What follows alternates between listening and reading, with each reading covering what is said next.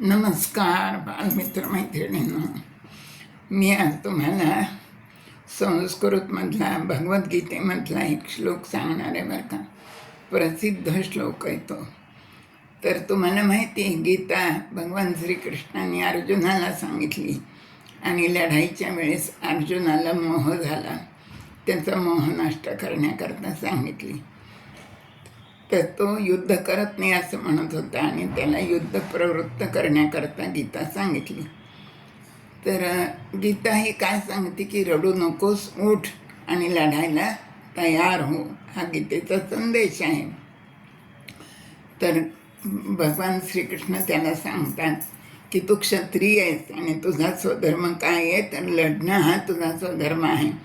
त्यामुळं तू हतो वा प्राप्स्यसि स्वर्गम जित्वा वा भोक्ष्यसे महिम तस्मादुत्तिष्ठ कौन्तेय युद्धाय कृतनिश्चयः. याचा अर्थ असा आहे की समजा युद्धामध्ये तू मारला गेलास तर हतो वा प्राप्स्यसि स्वर्गम, तर काय होईल, तू स्वर्गाला जाशील. जित्वा वा भोक्ष्यसे महिम, आणि समजा जिंकलास तर तू या पृथ्वीचं राज्य भोगशील. तस्मात उत्तिष्ठ कौन्तेय, म्हणून, कारण दोन्हीपैकी काही झालं तरी तुझा फायदाच आहे. युद्धाय कृतनिश्चय, म्हणून युद्धाचा दृढ निश्चय कर आणि युद्धाला तू उभा राहा.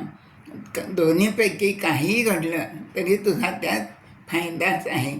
असा हा श्लोक अत्यंत प्रसिद्ध श्लोक आहे आणि प्रत्येकानेच तो आचरणात आणण्यासारखा आहे.